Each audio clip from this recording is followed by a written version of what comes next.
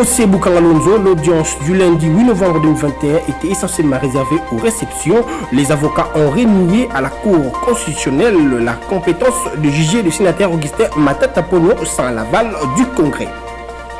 Dans une déclaration rendue publique le lundi 8 novembre 2021 à Kinshasa, la synergie des syndicats des enseignants de la République démocratique du Congo s'oppose au retour des activités scolaires ainsi qu'à la prise en charge des enseignants par le parent. Mesdames et messieurs, bienvenue dans cette nouvelle session d'information à la télévision de l'éducation, place au développement des titres. Le président de la République, Félix-Antoine Tshisekedi Tshilombo, a assisté le lundi 8 novembre 2021 au Palais du Peuple à la rentrée judiciaire du Conseil d'État et a visité aussi le chantier du nouveau centre culturel et artistique. Suivez. Après la Cour constitutionnelle et la Cour de cassation il y a quelques mois, c'était au tour ce lundi du Conseil d'État de lancer sa rentrée judiciaire.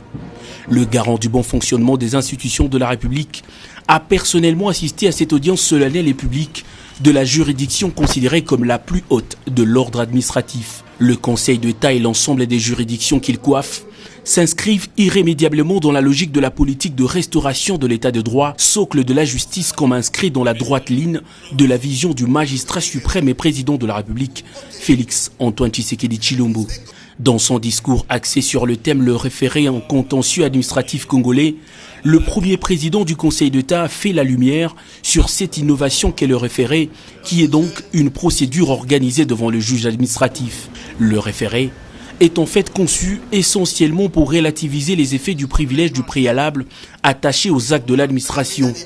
Il permet ainsi d'éviter aux administrés et autres partenaires de l'administration les conséquences dommageables difficilement réparables à la longue des décisions de l'administration, a précisé le professeur Félix Vondwa Otepe Makou. Le référé administratif est une nouvelle matière en droit congolais.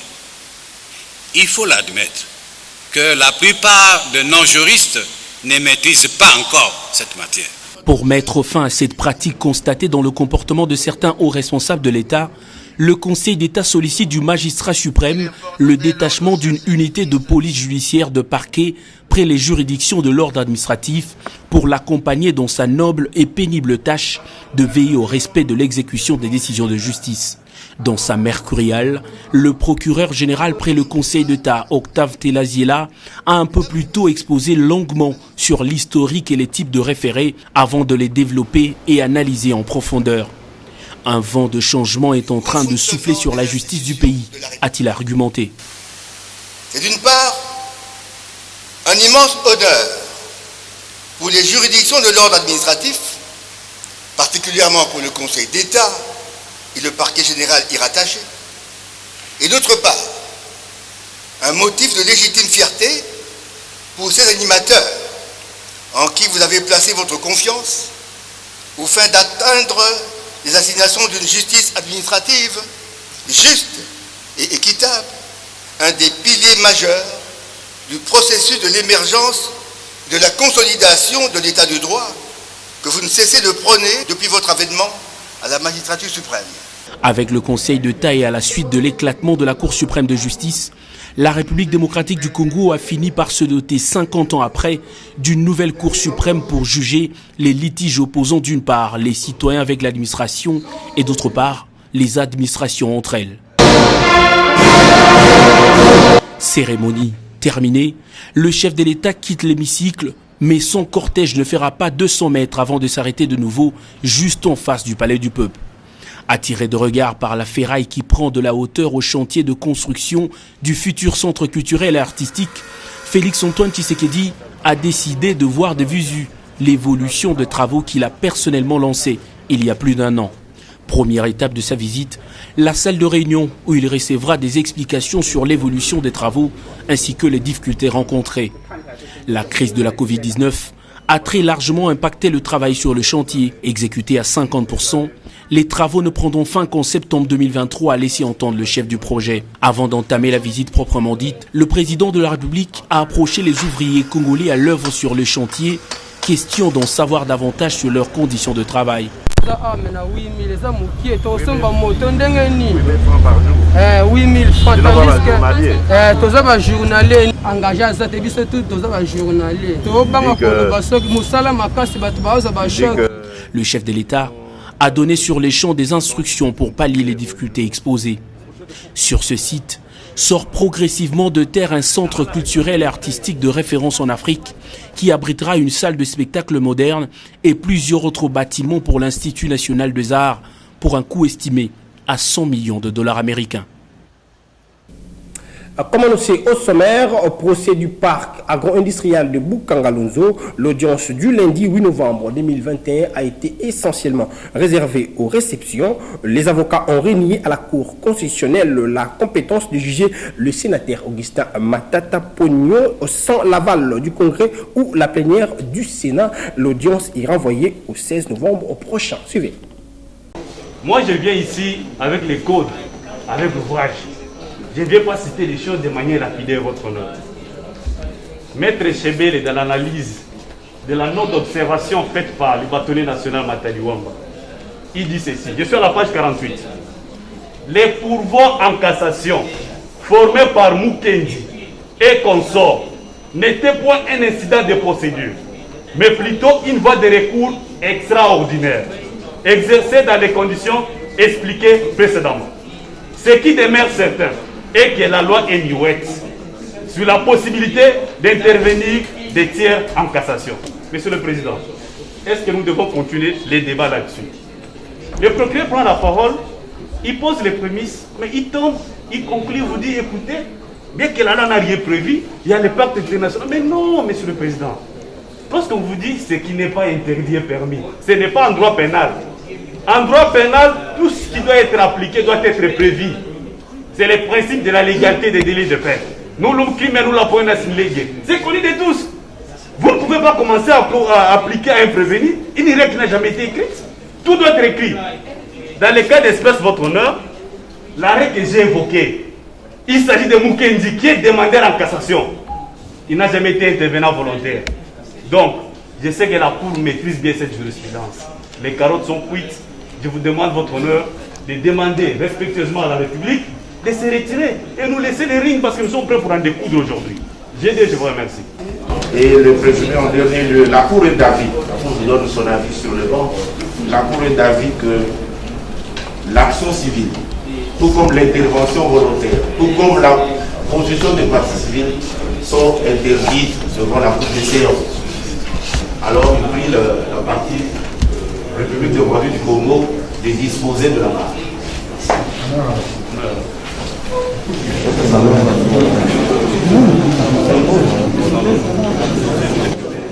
La Cour invite M. Blondel à la barre. Premier ministre, ni le président de la République.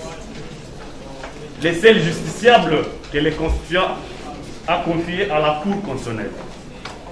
Mais il se demande par quel miracle judiciaire.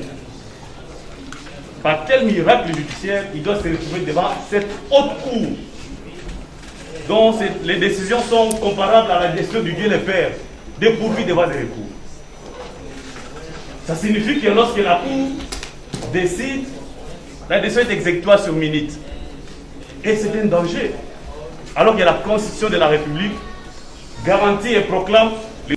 Le comité des sanctions de l'ONU sur la République démocratique du Congo satisfait de la diplomatie de la RDC pour lutter contre l'exploitation des ressources minières et les efforts entrepris dans l'éradication du phénomène de l'utilisation des enfants en soldats au sein des FARDC.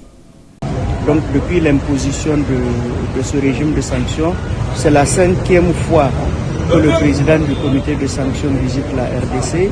Le Premier ministre nous a fait l'honneur de nous recevoir aujourd'hui. On a évoqué l'ensemble des articulations de ce régime de sanctions. On a exprimé les préoccupations sur les questions de sécurité, notamment dans l'Est de la République démocratique du Congo. On a mis un accent particulier sur les violences qui sont faites aux femmes, où des progrès notables ont été enregistrés. Hier dans l'après-midi, on a rencontré la conseillère spéciale du président de la République sur la question et je pense que le point qu'elle nous a fait est un point qui nous encourage. Nous avons également évoqué la question de l'emploi des enfants soldats pour constater fort heureusement qu'au niveau des FARDC, ce phénomène-là n'existe plus. Et pour terminer, nous avons évoqué la question de l'exploitation illégale des ressources minières de la RDC en nous satisfaisant de l'offensive diplomatique très concluante qui a été lancée par le président Félix Tshisekedi au niveau de la sous-région, parce que fondamentalement en tant que comité et en tant que conseil de sécurité, nous sommes convaincus que quelles que soient les politiques vertueuses qui vont être entreprises à l'intérieur de la République démocratique du Congo, tant que les pays du pourtour ne respecteront pas leurs propres obligations, les résultats ne seront pas probants. Et donc c'est avec satisfaction que nous constatons ce que le président Félix Tshisekedi est en train de faire en tant que président de la République démocratique du Congo, mais également en tant que président de l'Union africaine. Voilà ce que je peux vous dire au sujet de cette audience. Très constructif, très maître de ses dossiers, et entouré qu'il a été également par le vice-premier ministre, ministre des Affaires étrangères, des membres de son cabinet et des membres du gouvernement. On est vraiment satisfait par l'ensemble des réponses qu'il a eu à nous donner. Merci encore. Dans une déclaration rendue publique le lundi 8 novembre 2021 à Kinshasa, la synergie des syndicats des enseignants de la République démocratique du Congo s'oppose au retour des activités scolaires ainsi qu'à la prise en charge des enseignants par le parent. En outre, elle invite le président de la République à sauver l'éducation des bases qui est son cheval des batailles, allais-je dire, dans son quinquennat. Pour ces fins, je vous laisse suivre Jean Bosco Pouna, le secrétaire général des synergies des syndicats des enseignants de la République démocratique du Congo, au micro de Ginel Pezo. Cette résurgence de la prise en charge des enseignants par les parents provoquera à coup sûr des tensions et des clivages entre enseignants du primaire et enseignants du secondaire.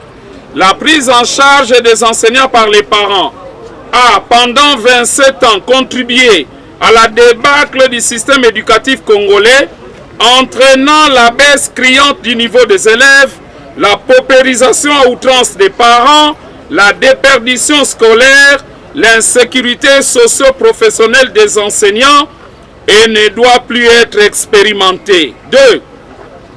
La gratuité de l'enseignement ayant fonctionné pendant 2 ans mérite d'être consolidée et pérennisée. 3. La circulaire autorisant la perception des frais auprès des parents allant jusqu'à $300 américains va accroître le taux d'abandon scolaire et le taux de déperdition scolaire. La synergie invite l'épiscopat congolais, les associations des parents, la société civile à défendre les enfants pour une égalité des chances. S'agissant de la grève qui sévit dans le secteur de l'EPST depuis le 4 octobre 2021, la synergie invite le président de la République, chef de l'État et garant de la gratuité de l'enseignement en République démocratique du Congo à prendre son courage politique pour protéger cette réforme qui est le pilier de son quinquennat politique et lui demande à s'impliquer résolument à la recherche de solutions durables aux problèmes de l'éducation. En attendant les grandes options sur la réactivation des écoles désactivées abusivement, le paiement des enseignants nouvelles unités NP, la suppression des zones salariales, les paiements aux enseignants du 3e palier des Bibois, la rationalisation de la gestion de la mutuelle de santé des enseignants. Les enseignants réunis en assemblée générale décident de poursuivre la grève sur toute l'étendue du territoire national.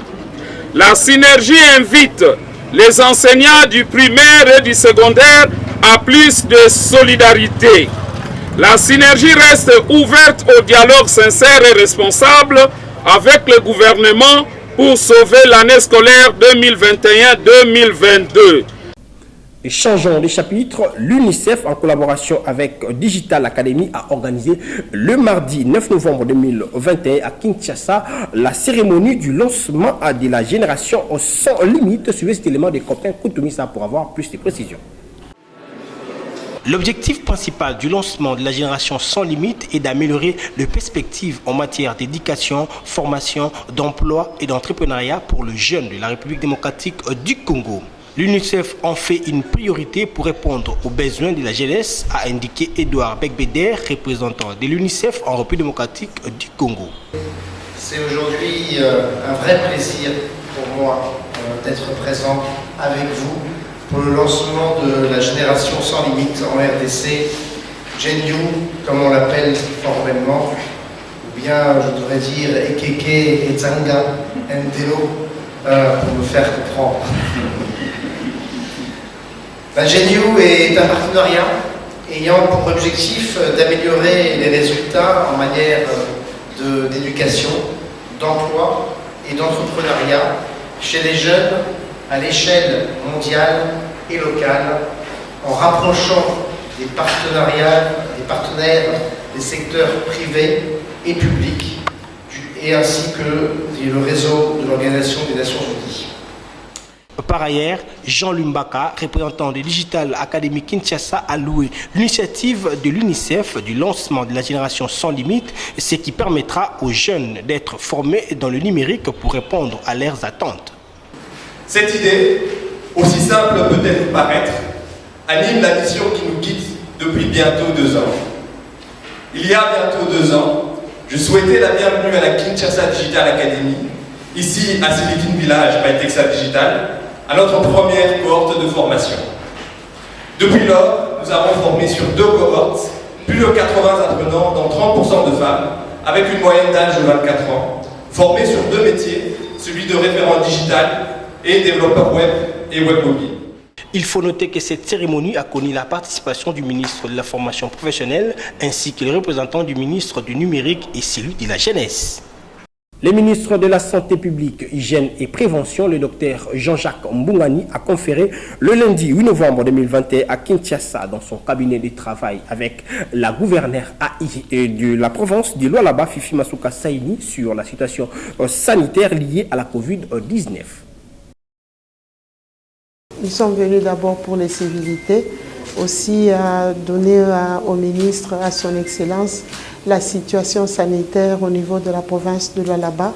Vous êtes sans ignorer qu'à un moment donné, la situation de Covid au niveau de la province avait augmenté et ça avait inquiété toute la République. Aujourd'hui, nous sommes heureuses de venir dire au ministre de la Santé, à son Excellence, que la situation est totalement maîtrisée. Ça va faire pratiquement 2 mois que les tests au niveau de la province du Lualaba est totalement négatif jusqu'à ce jour. Donc, c'était pour nous un encouragement qu'on a reçu de sa part de pouvoir continuer à sensibiliser la population pour que nous puissions garder les gestes et barrières, s'il laver les mains comme on nous demande de le faire. Mais aussi, c'était pour demander si on peut continuer avec l'octroi de vaccins. Et c'est ce qu'il nous a promis de pouvoir, il va nous donner déjà une partie de vaccins que nous allons voyager avec. Et puis le reste sera envoyé par le canal de l'UNICEF tel qu'il nous l'a promis. La province du Lualaba est une province importante, donc qui regorge beaucoup d'artisanaux. Si nous ne prenons pas garde, ça risque d'exploser. Et c'est ça que le ministre est en train de tout faire pour permettre à ce que la situation sanitaire au Lualaba reste le plus stable possible, parce que ça vaut aussi pour toute la République. En Ituri, le vice-gouverneur des provinces a présidé le lundi 8 novembre 2021 la cérémonie consacrée au lancement du programme d'urgence du gouvernement de la République démocratique du Congo, centré sur le développement des 145 territoires de la République démocratique du Congo. Suivez cet élément de Naomi Katako. Les 145 territoires de la République démocratique du Congo doivent se développer. C'est dans le cadre du programme d'urgence du gouvernement piloté par le Premier ministre Jean-Michel Sama Lukonde qui va de 2021 à 2023. Il s'agit de plusieurs axes prioritaires, notamment de l'économie, de la pêche et tant d'autres, a dit les conseillers chargés des projets partenaires au ministère d'État du Développement Rural, l'honorable Touna Amissi. Il s'agit d'un programme initié par le président de la République qui est implémenté sous la coordination du gouvernement avec le pilotage du ministère du Plan. Et ce programme, en fait, c'est un programme d'urgence pour booster l'économie des 145 territoires de la République démocratique du Congo. C'est-à-dire qu'il s'agit ici de collecter toutes les données relatives à l'économie de l'Ituri. C'est ça la mission que nous sommes venus faire. Par ailleurs, le vice-gouverneur de l'Ituri, le commissaire divisionnaire Alonga Bovi Benjamin, a rendu un vibrant hommage au chef de l'État, Félix-Antoine Tshisekedi Tshilombo, pour avoir initié ce programme qui implique les autorités de base. C'est une opportunité pour laquelle nous dressons ici cette parole au nom du gouverneur de province. Nous rendons un vibrant hommage au chef de l'État, non seulement par son souci de voir Ituri pacifié, mais aussi surtout de voir la base se développer. Je n'ai cessé de le dire à qui veut l'entendre, Ituri n'a pas besoin de caisses de péréquation pour se développer. Ituri a tous les moyens, c'est seulement l'homme. C'est l'homme qui est l'obstacle du développement de l'Ituri, que nous sommes, nous, hommes que nous sommes. Voilà pourquoi nous rendons hommage au chef de l'État pour son souci. Et nous souhaitons la bienvenue à la délégation qui est venue nous accompagner. Pour ainsi dire, au nom de monsieur le gouverneur de province empêché, nous déclarons ouvert le lancement des activités concernées. Notons que durant 4 jours, les administrateurs de 5 territoires de l'Ituri, la société civile ainsi que d'autres couches sociales impliquées dans ces programmes vont collecter des données réprimant les besoins essentiels de leur entité. En séjour en Ituri, le professeur Alphonse Toumba Luaba, coordonnateur du panel d'accompagnement de la mandature de la République démocratique du Congo à la présidence de l'Union africaine, appelle les groupes armés encore actifs dans ce coin du pays d'adhérer à la logique de la paix en cette période de l'état de siège. Suivez. La situation sécuritaire dans la province de l'Ituri ne laisse pas indifférente la présidence de la République démocratique du Congo. Une forte délégation de membres des panels qui accompagnent le chef de l'État à la présidence de l'Union africaine en provenance de Kinshasa a échangé ce lundi 8 novembre avec les gouverneurs de la province de l'Ituri, le lieutenant-général Boyan Kashamadjoni, question de réfléchir sur les stratégies pour une paix durable dans cette province. Dans le cadre de l'accompagnement de la mandature du président de la République qui est également commandant suprême des FARDC. Sa mandature à la tête de l'Union africaine et nous a désignés.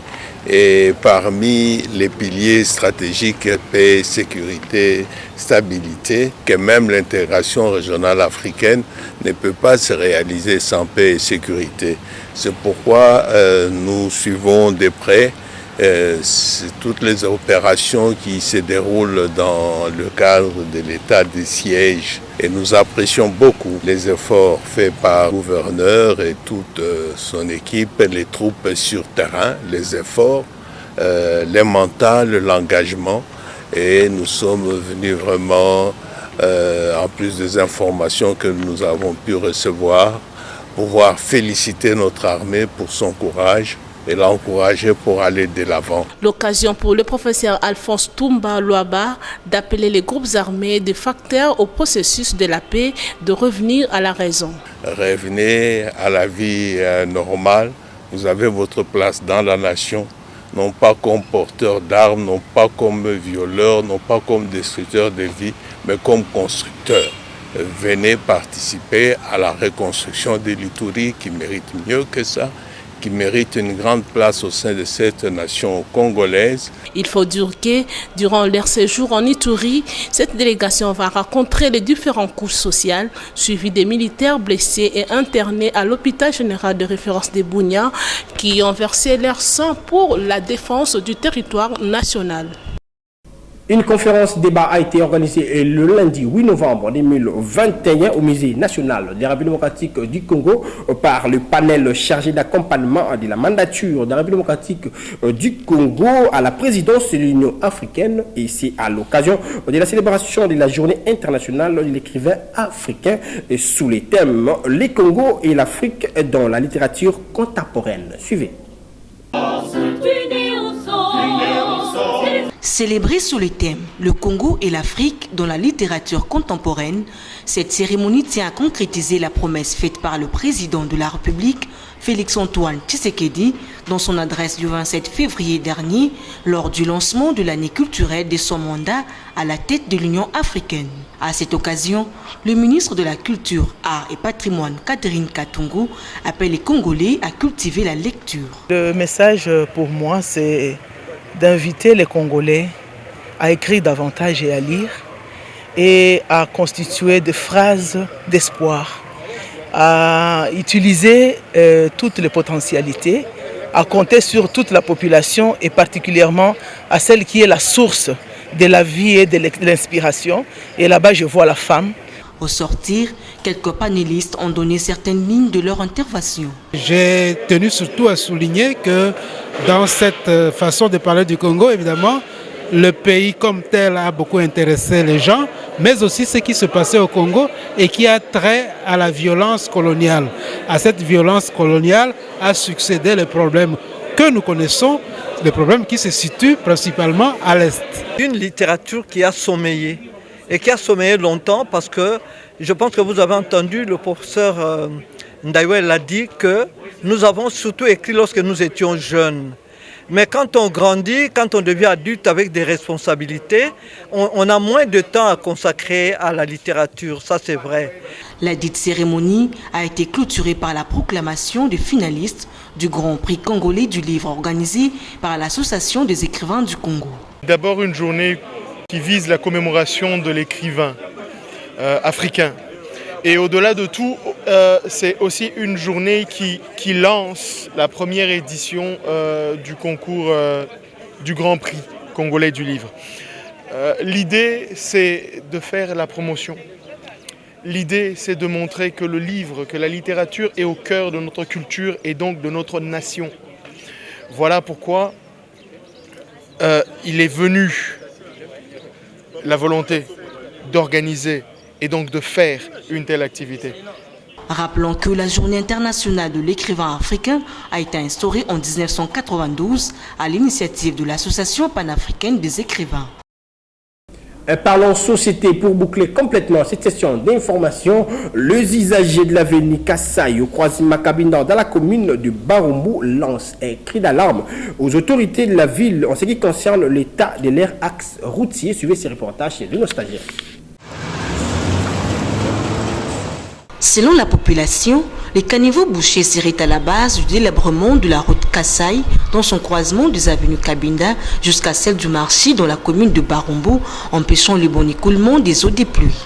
La route Kassai, avec son asphaltage enlevé, laissant place au nid des poules, ne permet pas une bonne circulation des véhicules, voire même les taxis-motos, surtout en cette période pluvieuse.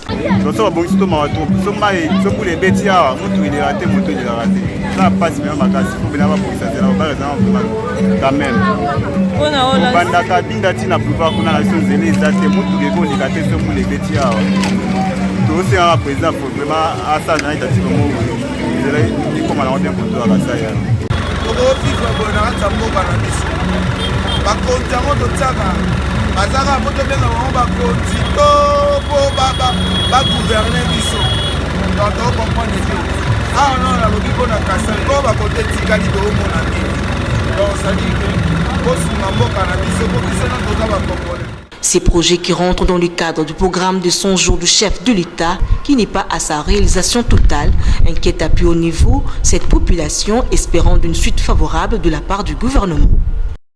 Place au rappel des titres.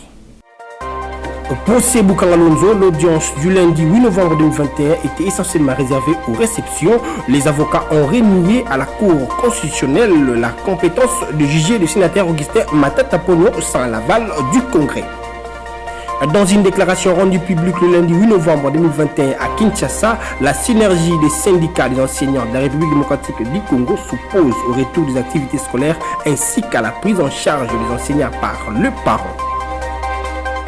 Fin de cette session d'information. Si vous avez aimé, dites merci à la grande équipe rédactionnelle de la télévision de l'éducation. Cette édition a été assistée techniquement par Guilain Mayamba. Prenez soin de vous car chaque jour est une vie. Au revoir.